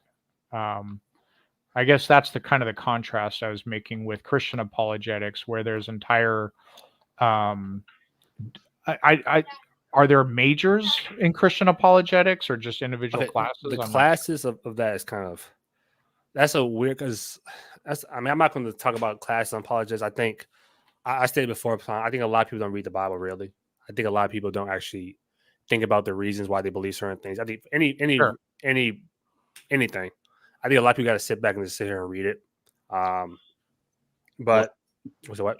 He brought up the scientific method, and that's what I was bringing up with one of my other points in the chat.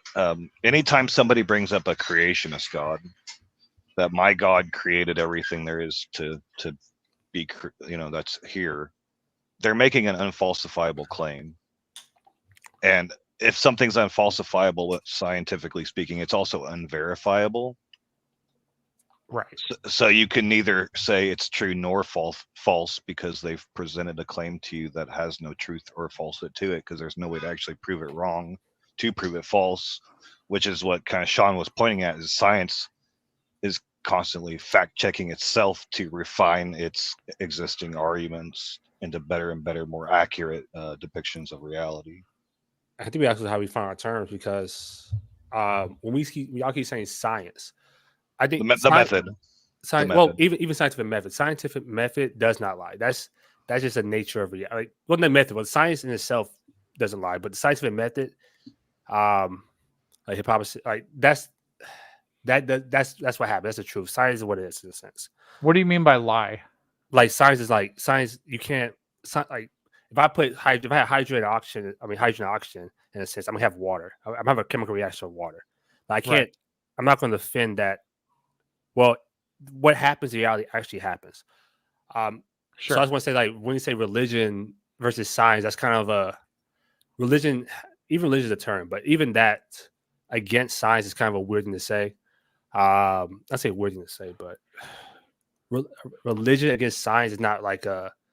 You really can't like, they're not two opposing points in a sense. Like religion versus science. That's what I'm trying to say. No, they're not in opposition. I will say they're not in opposition, because science is the study of the natural world, and it doesn't answer the question of whether a God exists. Now, there could be some opposition where individual religious beliefs, like, for example, that the earth existed with plant life before the sun and the stars, i.e. Genesis. Now, that is in conflict with day 2, day 3 scientific understanding, or all of Noah's flood story. Yeah, exactly. Now, there is there's potential opposition, but just the question about does a God exist is not incompatible, or they're just separate questions. And I didn't say it would be lying. I just said you couldn't tell if it was true or false. So doesn't make it a scientifically logical statement to say I believe in a creator God at all. It just means I take that 100% on faith and I have zero evidence or logic to back me up, because it cannot be, because it's an unfalsifiable statement. Okay, that's what he was addressing. I got you. Yeah, so if you're saying creator, anything that's in the Bible or any other book is pointing to in the natural world, science can test it. The claim that a God made everything, that everything we can test. And so if he's making a proposition that if I ask the person, well, what would you consider not to be evidence, and they can't point to anything, then they have no way to falsify their belief. Therefore, it's protected. It's protected from any critique or scrutiny for that reason alone, I think, just to keep the religion going.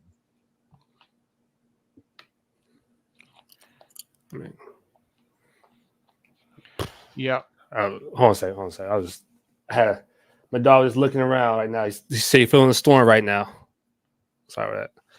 And you were saying the previous question about what happened, evidence in a sense, or question, but statement. Hello. Yeah. What type of what would not be evidence for a creator God?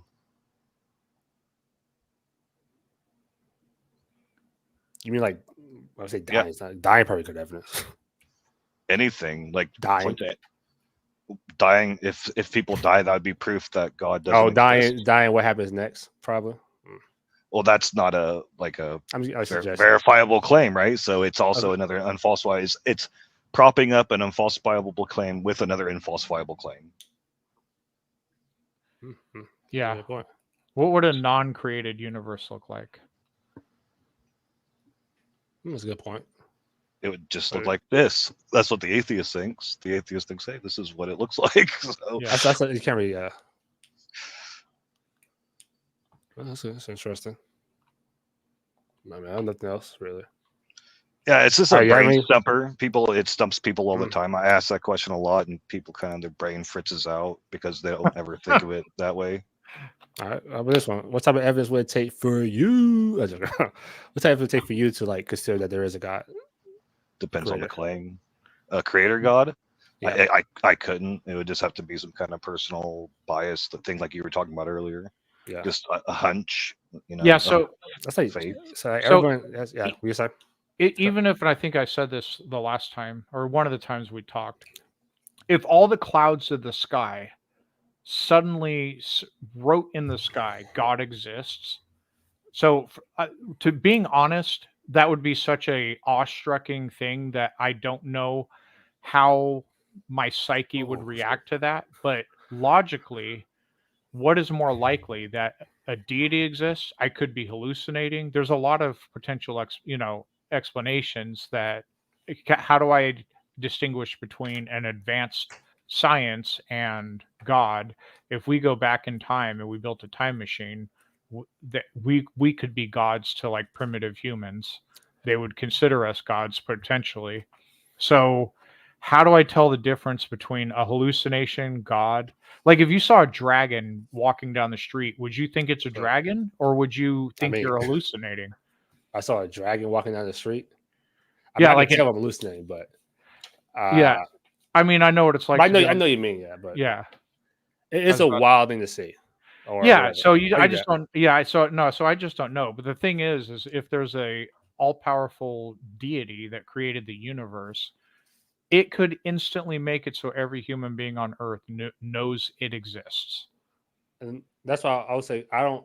Anytime I kind of switched on a long time ago on my post, I'll ask a question I don't ask people why or what type of evidence they take to believe in God, but I ask, let's skip that to the next step. Let's say God does this. Let's say the God of the Bible specifically does this. Will you serve him? Will you follow him in a sense? Yeah, we talked about this last time. I know we talked about. I think we kind of talked about our first conversation though.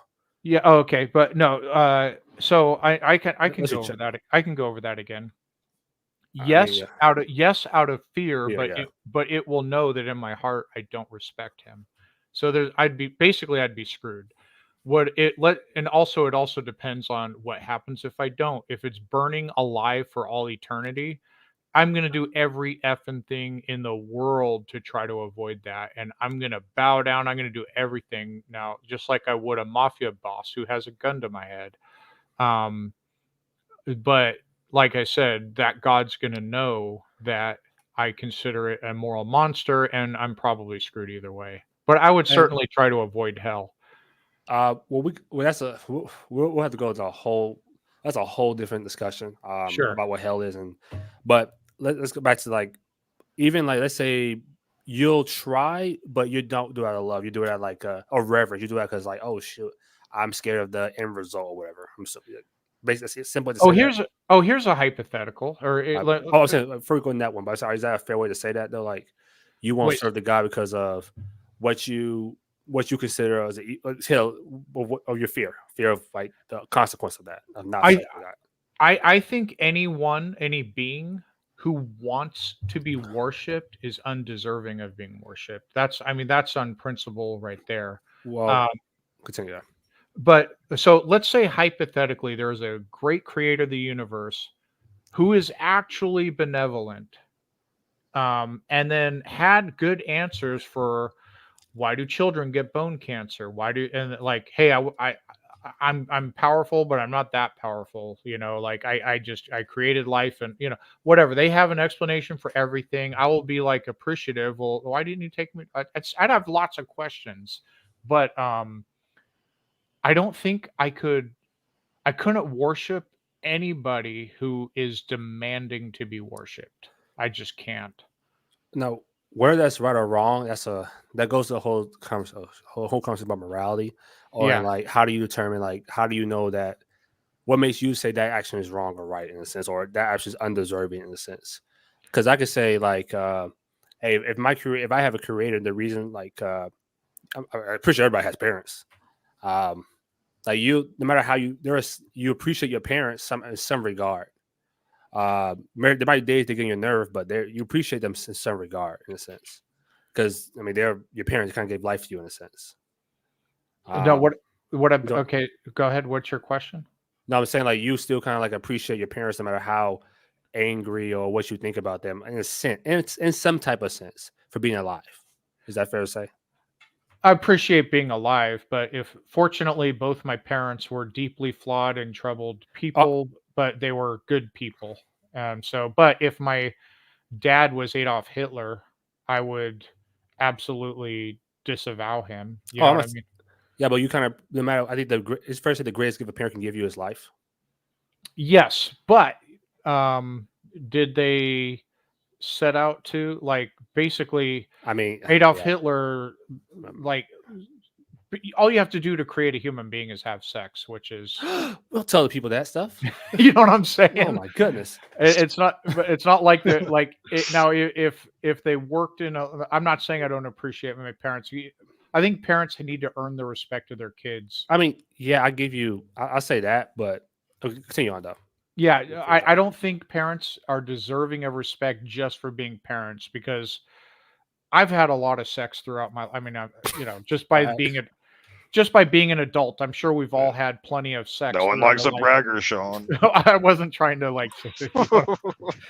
but the point is, like, sex is like a part of life, and like it's fun to do. It's not like if they slaved for like a year of hard labor to create this person, now there's something to appreciate. But if they work to raise you, to provide for you, they're good parents, they tried to teach you, they did all those things, they're earning your love and respect throughout your life. There's awful parents that I mean, I'm not saying like a parent you should equate what a parent does with God. I'm saying like the idea that being alive is, I think we all appreciate in some regard being alive. Yes. And I think let me ask you this: there are some people, I'm included in this group, that have an existential fear of eternal life. That is probably one of the scariest things in the world. So, like, I don't know if I'd approach being alive the same way you would. It depends on how long or whatever. But if he says, like, worship me and you'll live forever and ever and ever with no ceasing, or I'm going to, like, annihilate you, I'd choose annihilation just out of out of pure personal preference. I mean, that's why I think the Bible does speak on that. That's again, that's a whole different conversation about hell. Yeah. The idea that at the end, when all, if y'all know the Bible, I don't know how much I know, but the whole idea of the great white room of judgment. At the end of the day, like, well, if you go heaven, you'll heaven, but the new earth in a sense, or you'll be annihilated in a sense. Now, hell is not like the stereotypical people claim to be like fire, brimstone. I kind of talked about this with somebody before, but again, I might make a discussion about this in the future. But hell, in a sense, the end result is annihilation, from what I see in the scriptures. So what it says in the scriptures, and it said if someone wants to be like the idea of annihilate, okay, like if you had the choice to be that way, granted, I think a lot of people don't know what they're missing. But if someone says I'm gonna be annihilated after seeing everything, it's like, okay. Well, for all of it to work out, you wouldn't be you in the afterlife, and the environment would be totally different than anything you are recognizing now. So it wouldn't even be fair to be like having an informed choice anyway. What do you mean you won't be? I mean, you being you. I mean, we're never really ourselves the previous days, really. Well, it depends, because a lot of people think that for the problem of evil, like free will is a necessity, but then they think in the afterlife that there's no evil, and so by logical deduction, it's saying that free will is going to be stripped away from you in the afterlife. Like, I'm gonna wear a topic. Do you have a desire to do stuff? Do you have a desire in the as a kid that you used to do, but you don't do it now? Yeah, sure. I'm gonna say it could be that. Like there are different. I heard somebody give an example of this. Again, I gotta look into it a little more, but how like it's technically possible to have the desire to do those things, but you won't do it. It's like I won't eat poop ever. I mean, I never did as a kid, but I would never eat poop ever. Willingly. But you have the ability to if you wanted to. Right? I mean, you have the ability, yeah. I don't think that ability to eat poop in heaven would exist. Well, I would say like I'm pretty sure. We have a question about what heaven is and the new earth, because I say like, huh? Because you'd be introducing sin into the heaven, and then this whole cycle would start over again. Well, that goes like what we have defined, because the new earth has things like this. So I'm going to talk about the so at the end of Revelation, the whole idea is that God comes down and lives among people, lives among men after everything's been done, and we all live in the new earth in a sense. And there's still, even you look at the whole idea of Adam and Eve, they still had to do things in a sense, like work. Like I told you beforehand, when you look into it, there will be work in heaven. I firmly believe that, because man by himself can't. Even if you look at the scriptures, man worked since the beginning. Do you believe people will sin in heaven? The possibility of sin? No, I'm saying just will people sin in heaven? Well, I like that better. Does they have the capability to do it? Not do they choose not to do it? Do they have the ability to even do it if they wanted to? I think we'll have you can't. I think you have the ability, but you won't do it like eating poop. Okay, so people will cease sinning in heaven, or something like eating poop. And so I'm saying poop, for example. Because the reason I ask that is people do evil things on earth, and but free will. If God can create like billions and billions of people who, I don't know how many people you think will be in heaven, but oodles of people in heaven, to where they're no longer sinning, why couldn't he create people who would not sin on earth?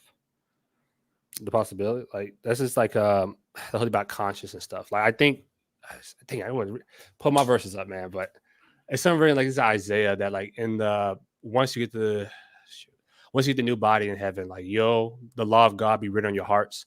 So some people, like I said before, I think some people, the idea of not sinning would be like right now, like I don't have the desire, or I can't eat poop in a sense, or I can't do like some things like I'm not gonna eat poop no matter what in a sense like that. And that's how why not just create that from the get-go? Why not just create that paradise where everyone chooses not to sin, and they're in paradise living happily ever after? Instead, we got tsunamis and ISIS cutting people's heads off and all kinds of awful things going on all over the place. Why not create heaven on earth in the first place?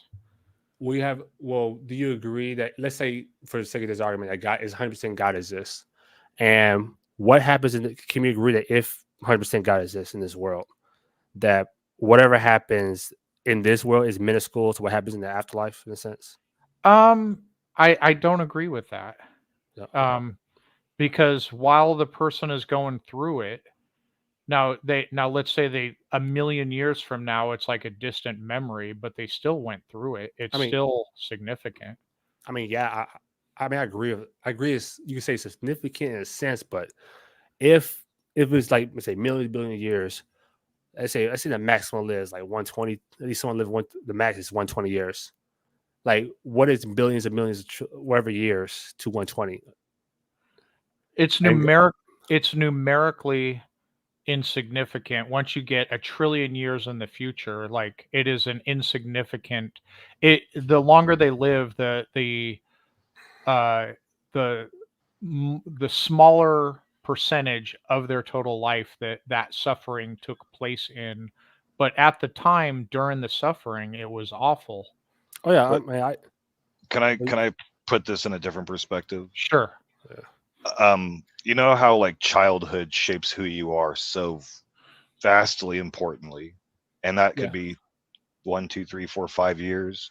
But for a lot of people, yeah, that cements a lot of their personality for the rest of their life. And if there's trauma in those years, it does things to them for a long time after that. Why wouldn't we compare that to the same thing? Like whatever trauma you're experiencing within the 120 years should still even shape who you are for the negative or the positive in the afterlife. It doesn't matter if it's a million years hence, because in a certain point the concrete's already dried. Somebody wrote their trauma on you and you've dried with it. And so that's, a different way to look at it. do you think people like how much? You might be asking how much? Oh, how much? How old are you? 40. 40. Hey, you're a grown man. Shoot. Yeah. Let's say, like, do you let's say, do you I think we said it earlier, like, I'm pretty sure you're not the same person as you was before, though, or 5 years, 10 years, whatever, though. Like, you still kind of change in a sense every day or every so often, in a sense. Yeah, but it's also just shaped by our past experiences too, right? Oh yeah, I agree. Like, it is shaped in a sense, but you did change some things that you did in the past, or what you thought was fun, or whatever, for whatever reason. Sometimes for the worse, though. Like I mean, I possibly. I wasn't having bad habits when I was a child that I have now either. Yeah, I'm saying like habits in general. There are some things that you kind of change from, or you kind of change to be the man you are today, in a sense. What are good or bad? Yeah, change happens. And I'm saying, like, I think it's in the verses Isaiah, when the law of God, for those who believe the law of God, who's written on people's hearts, that change to like become that person where you are today is basically what I see instantaneously, in a sense, for when it says written on your hearts, in a sense. So that, like, you don't believe in the soul building theodicies. You kind of think it just skips all that and just you get. This is why I said, like, you won't be the same person, because you get magically transformed once you place in there. So it's hard to make the decision now whether you'd want to live forever, because you don't know what you're gonna be in that afterlife anyway. It's not gonna be you. It's gonna be you changed by millions of years or something, potentially evolved into a whole new creature. Like, this is something that's even unrecognizable to yourself now. No, so I'm saying, so I'm just bringing it out there. So, like, for example, the laws of God. I'm pretty sure y'all heard the idea of the laws of God, in a sense. Why I said laws of God in our heart. Yeah. Right. So we said. Well, can I say something? Deconverted man once, and he said your link went too far up. So if you want another person in here, it's up to you. I mean, I might hang up in like a 2 hour mark, but yeah, you can join. I don't know if you even know Deconverted man or not. I know him, man. I know him. All right. Hey, Deconverted man. What was I saying? So the idea that, what's it called? Like Abraham, for example. I'm pretty sure I heard who Abraham is. Like, the Bible, heard of him, not too much in depth, but yeah. Abraham was considered righteous in the Bible, and the laws that was given to Abraham, or even the idea of the laws given to Moses, were not like there were a lot of laws, but not a lot didn't apply. Like, even the laws today, like murder, for example.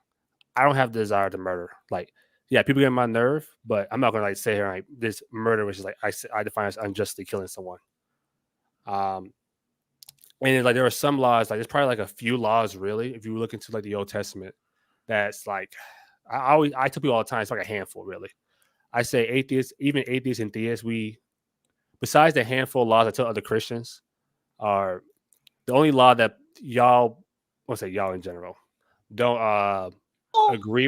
What the heck? The only law that y'all probably don't agree with is just the idea of respecting your God in a sense.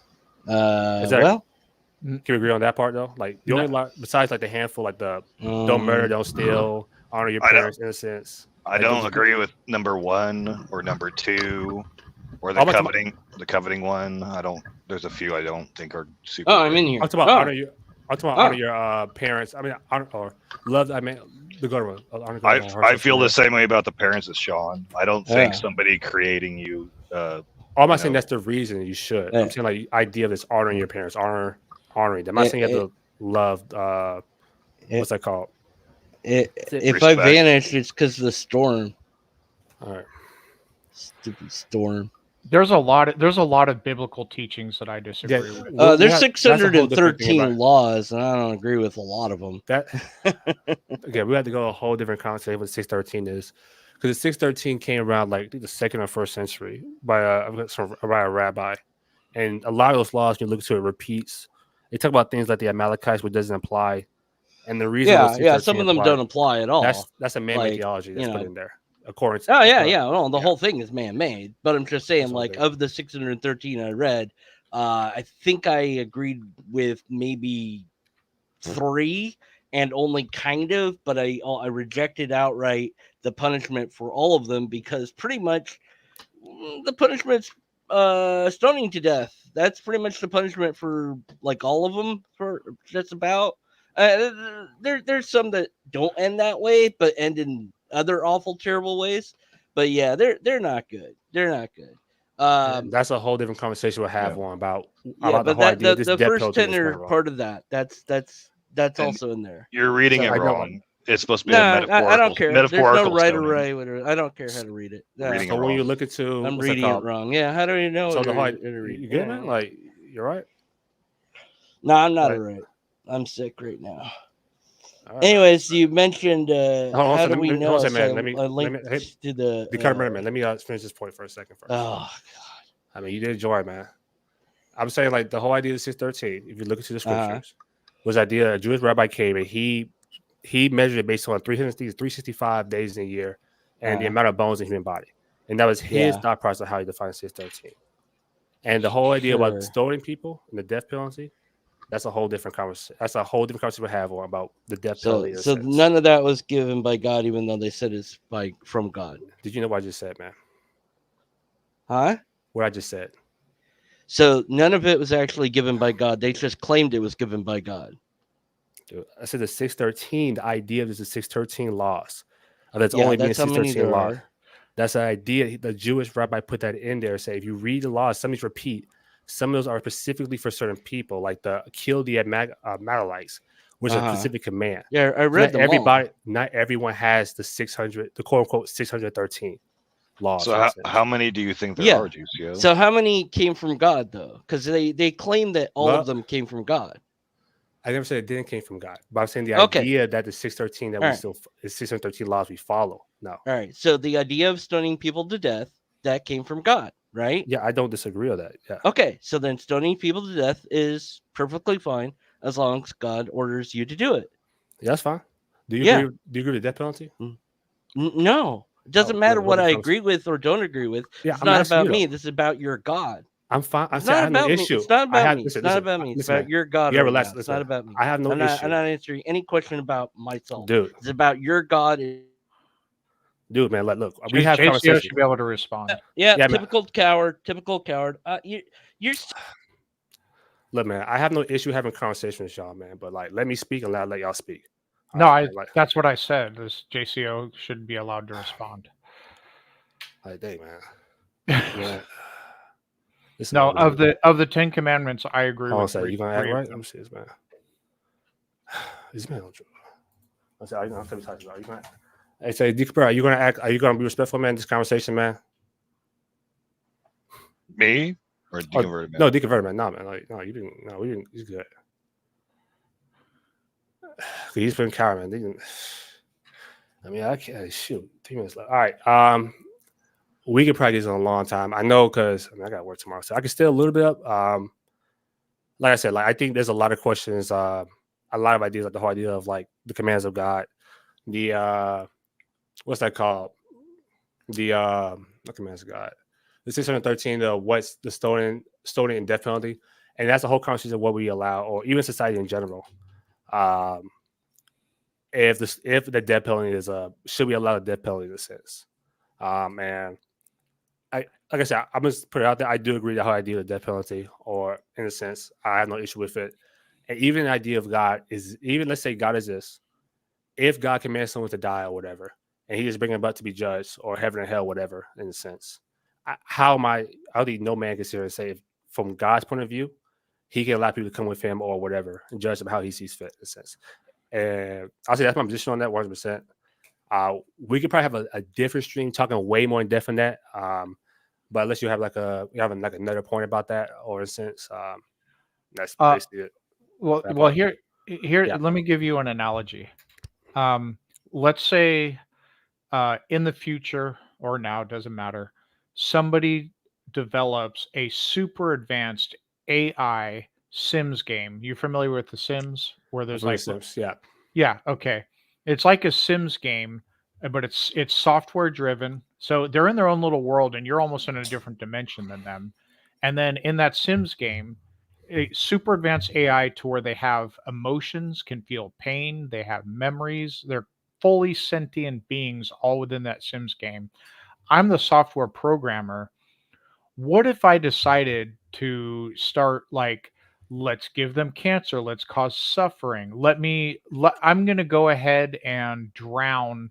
I don't like how these Sims games turn out, so let me go ahead and drown all of them except for this handful here.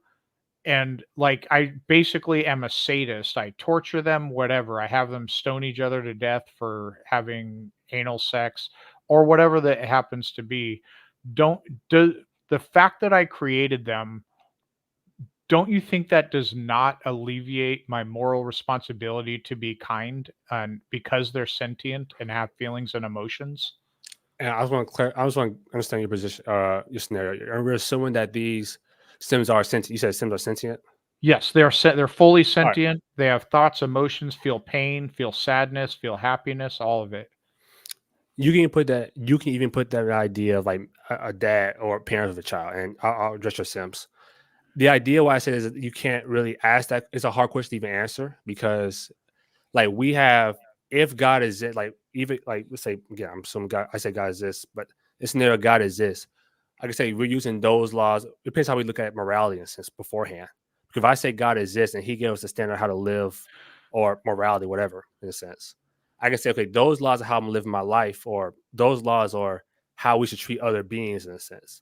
So I think it's like if there is no God in a sense, like if there is no God and morality is just whatever in a sense, or as a whole of morality, then there is no right or wrong to abuse those Sims how you see fit. It kind of goes down to, is there a higher power in this quote unquote scenario? In a sense, you are the higher power. But I'm saying if they're a higher power than me, though. Then you so God's amoral. He doesn't have any morality because there's nobody higher than Him. No, I'm saying if there's a higher power than me, then He made the standard how living. The standard kind of flows from the top down, though, in a sense. Like He established a standard. Let me ask you. He has no morality because He's not subject to anybody. That's what you're saying. I'm saying that you can't judge God based on what morality. You can't judge God based on some human things. Morality. If God declared torturing babies as moral, would you start considering it to be moral? And we're going to divine command theory in a sense. Yeah, that's a serious question. Yeah, I say if the created universe has established things to be moral, not let's say divine, killing babies in a sense. If He established the universe to be that way, biologically, that is a moral action. If He can manage it that way. Now, whether I do it or not, how I feel about that scenario, that's a different scenario. But what if the creator of a universe said this is right, this is wrong? if the creators of a football game says this is right and this is wrong in a sense, that's right and wrong. Like no matter how I feel about it, that is the right and the wrong answer. Well, I don't know if that's true. Like, say me and you have a deck of cards.